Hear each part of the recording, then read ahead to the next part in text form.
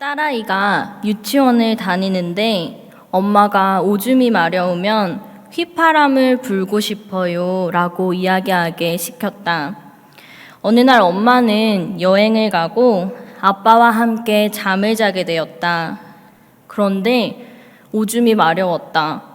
그래서 아빠에게 아빠, 휘파람을 불고 싶어요 라고 이야기했다. 그러자 아빠는 그냥 자, 밤에 휘파람 부는 거 아니야 라고 말했다. 딸아이는 도저히 참을 수가 없었다. 아빠, 휘파람 불고 싶어요. 잠이 오는 아빠는 딸에게 조용히 말했다. 그럼 아빠 귀에다가 살짝 불러. 보혜사 성령이라는 제목으로 함께 말씀 나누도록 하겠습니다. 옆 사람과 함께 인사하면 좋겠습니다. 집사님 덕분에 살맛이 납니다. 권사님 덕분에 밥맛이 납니다. 무더운 여름 말복 잘 보내시고 예수 그리스도의 은혜와 평강이 이 자리에 모인 우리 모두에게 함께 하시기를 소망합니다.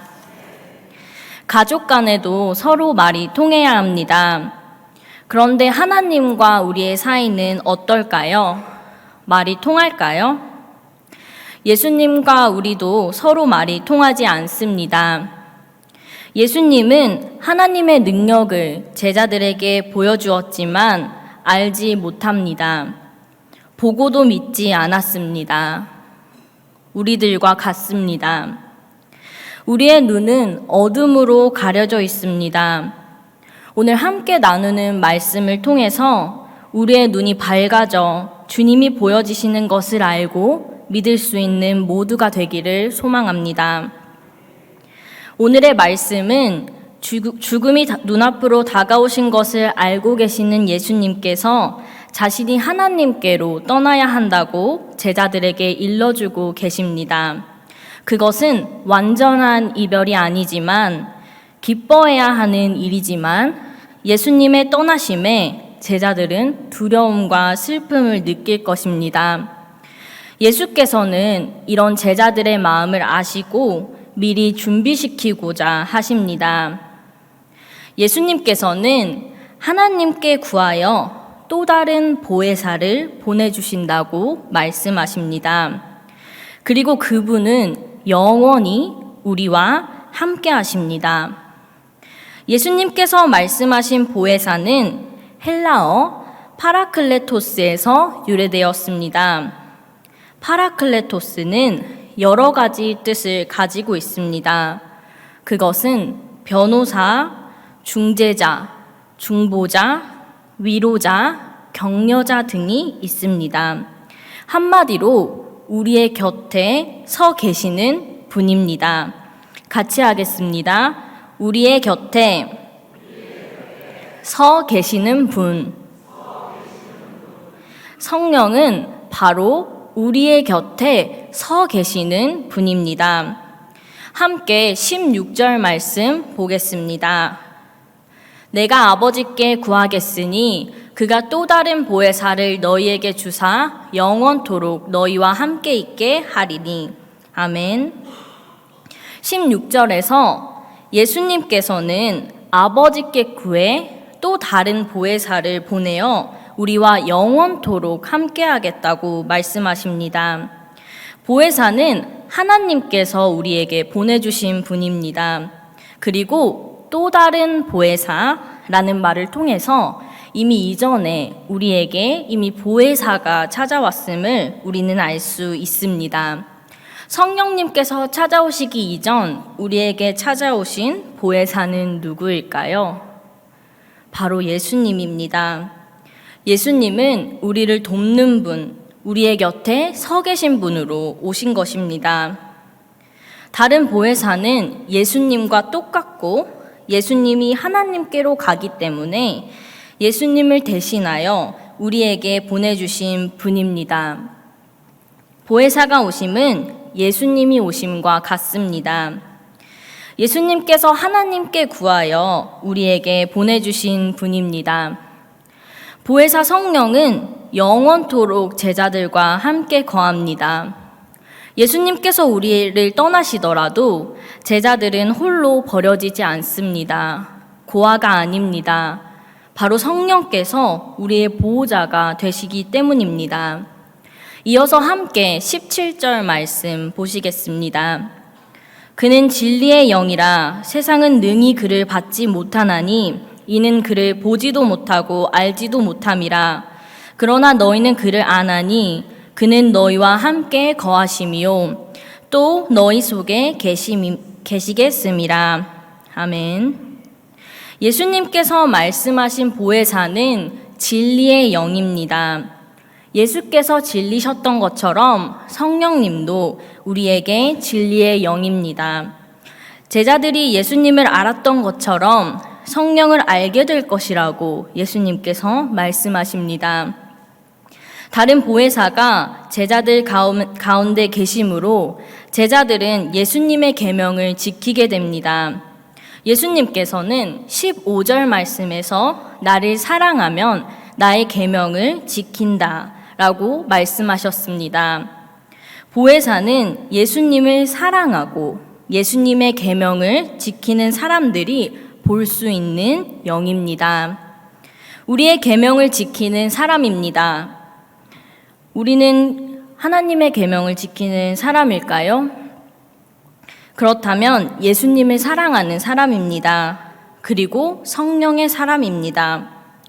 제자들이 예수님을 사랑하고 계명을 지키는 사람들이기 때문에 보혜사가 그들 안에 함께 있고 그 속을 채우신다고 주님께서 말씀하십니다. 하지만 이와 반대로 반대되는 것이 있습니다. 그것은 바로 세상에 속한 사람들입니다. 예수님은 세상에 속한 분이 아니셨습니다. 성령의 사람도 세상에 속한 사람이 아니라 하나님께 속한 사람입니다. 악한 자들이 예수님을 받아들이지 않은 것처럼 세상은 보혜사 성령을 받아들이지 않습니다. 악한 자들이 예수님을 알지 못했던 것처럼 세상은 보혜사를 알 수 없습니다. 예수님께서는 세상의 악함을 증언하신 것처럼 보혜사도 세상의 잘못을 증언합니다. 예수님은 우리를 위해 이 땅에 오셨습니다. 하지만 그들은 예수님을 받아들이지도 못했고 예수님을 알지도 못했습니다. 예수님을 핍박했고 예수님을 십자가에 못 박았습니다. 이렇듯 예수님을 사랑하는 제자들과는 다르게 세상은 보혜사를 받아들이지 못합니다. 보지도 알지도 못합니다. 예수님을 사랑하는 제자들에게는 보혜사가 찾아오고 계명을 지키게 되지만 예수님을 사랑하지 않은 세상은 보혜사를 알지도 보지도 못하고 계명을 지킬 수도 없습니다. 18절에서는 예수님께서 하늘로 올라가시지만 너희를 홀로 두지 않으실 것이라고 말씀하십니다.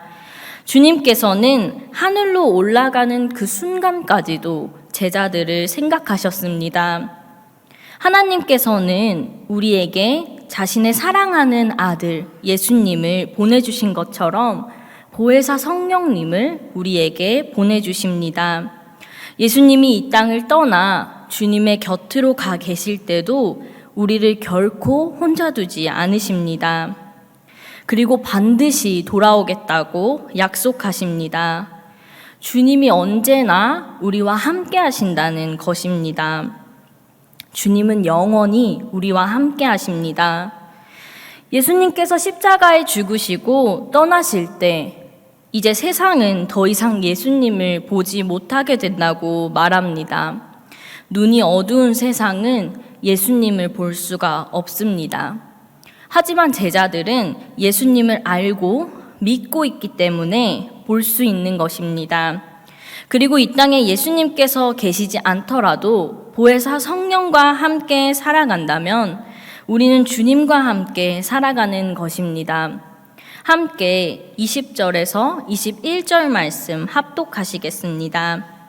그날에는 내가 아버지 안에, 너희가 내 안에, 내가 너희 안에 있는 것을 너희가 알리라.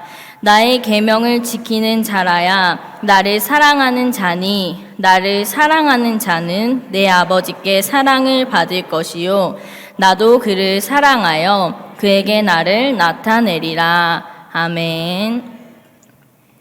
보혜사 성령이 우리 안에 계실 때 예수님이 하나님의 안에 있는 것처럼 우리가 예수님의 안에 있게 됩니다. 그날에는 예수 그리스도와 하나님이 하나인 것처럼 우리도 성령 안에서 하나님과 하나가 되는 것입니다. 예수님께서는 계명을 잘 지키는 사람이 예수님을 사랑하는 사람이라고 말씀하셨습니다. 순종하는 사람은 믿는 사람입니다. 순종하지 않는 사람은 믿지 않는 사람입니다. 그리고 하나님을 사랑하지 않는 사람입니다.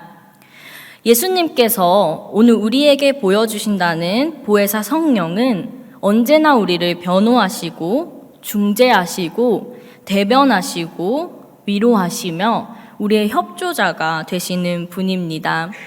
항상 제자들과 함께했던 예수님처럼 영원히 우리와 함께 하시는 성령님을 보내주셨습니다. 성령님은 언제나 우리 안에서 우리를 변호하시고 지켜주시고 위로해 주시는 분입니다.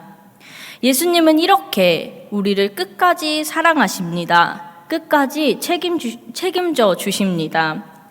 예수님께서 말씀하신 계명을 지키는 것은 예수님을 사랑하는 것입니다. 내가 좋아하는 것을 주는 것이 사랑이 아닙니다. 내가 사랑하는 사람에게 필요한 것을 주는 것이 사랑입니다. 주님께서는 우리에게 순종을 원하고 계십니다. 우리가 예수님을 사랑하며 살아간다는 것은 우리가 예수님을 사랑하고 하나님과 이웃을 내 몸과 같이 사랑하며 살아가는 것입니다. 하지만 예수님의 사랑을 닮아 참 그리스도인으로 살아간다는 것은 우리에게 그리 쉬운 일이 아닙니다. 우리의 힘으로는 하나님의 뜻대로 살아갈 수가 없습니다. 그래서 우리에게 보혜사 성령님을 보내주셨습니다. 연약한 우리의 모습을 알고 예수님께서 하나님께 구하여 우리에게 보혜사 성령을 보내주신 것입니다. 우리를 붙들어 주시고 우리에게 용기를 주시고 우리를 지켜주시고 우리에게 능력을 주기 위해서 보혜사 성령님을 보내주신 것입니다. 성령은 내 속에 하나님의 뜻을 행하게 도와주시는 분입니다. 강원도 예수원에서 사역하셨던 대천덕 신부님은 성공의 신부님인데 그분의 할아버지인 R.A. 토레이 목사님의 글에는 성령 충만이 자주 강조됩니다. 나는 아침에 일어나면 성령 충만을 위해 기도한다. 하나님, 성령 충만하게 도와주십시오. 왜냐하면 성령 충만하지 않으면 오늘 하루 나는 너무나 쉽게 흔들릴 수 있는 사람이기 때문이다. 그는 또 이렇게 고백합니다. 하나님, 제가 성령 충만하다고 느끼지 못할 때 함부로 말하지 않는 사람이 되게 도와주십시오. 성령 충만하지 않을 때 말하면 실언이 되기 쉽고 사람들에게 상처를 주기 쉽기 때문입니다. 하나님, 제가 성령 충만하지 않을 때 제 인생에 중요한 결정을 하지 않도록 도와주십시오. 성령 충만하지 않으면 저의 결정이 잘못될 가능성이 있기 때문입니다. R.A. 토레이 목사님은 이처럼 성령 충만을 항상 사모했습니다. R.A. 토레이 목사님은 성령을 간구했습니다. 혼자서는 쉽게 흔들리고 실언하고 잘못된 결정을 할 수도 있기 때문입니다. 그래서 성령 충만하게 해달라고 간구했습니다. 성령이 우리와 함께하지 않으면 우리는 쉽게 흔들리고 잘못된 결정을 할 수 있습니다. 하나님께서 바라는 길로 향하는 것이 아니라 내가 바라는 것이 마치 하나님께서 바라시는 것이라고 착각할 수도 있습니다. 우리는 항상 성령의 충만함을 사모해야 합니다. 그렇지 않으면 우리는 하나님의 뜻대로 살 수가 없습니다. 우리가 예수님을 사랑한다면 우리의 눈은 밝아질 것입니다. 그럼 우리는 예수님의 계명을 지키게 될 것입니다. 이처럼 계명을 지키는 사람이 예수님을 사랑하는 사람입니다. 예수님을 사랑하는 사람은 하나님의 사랑을 받게 될 것입니다. 예수님께서도 그런 우리를 사랑하십니다. 우리는 하나님께서 우리를 사랑하셔서 이 땅에 보내주신 예수 그리스도를 믿는 그리스도인입니다. 우리를 위해 십자가에 달리시고 3일 후에 부활하신 예수 그리스도를 믿는 그리고 사랑하는 그리스도인입니다. 예수님을 사랑함으로 계명을 지키고 보혜사 성령님이 내 안에서 나를 올바른 길로 인도해 주신다면 우리는 하나님이 기뻐하는 삶을 살게 될 것입니다. 보혜사 성령이 우리 안에 항상 함께 하신다는 것을 알고 볼 수 있는 우리 모두가 되기를 소망합니다. 예수님과 같은 방향을 바라보는 우리가 되기를 소망합니다.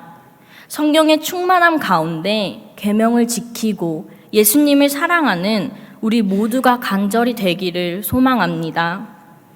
함께 기도드리겠습니다. 사랑과 은혜가 풍성하신 주님, 오늘 우리를 사랑하시는 주님의 크신 사랑을 다시금 깨닫는 시간을 보내게 하심에 감사드립니다. 우리를 홀로 두시지 않는 주님, 우리에게 보혜사 성령님을 보내주심을 감사드립니다.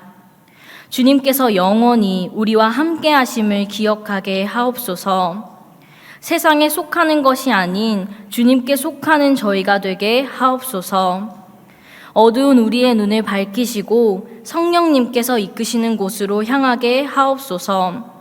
항상 주님을 알고 주님을 보는 우리가 되게 하시고 주님과 같은 방향을 바라보는 귀한 그리스도인 될 수 있기를 간구합니다.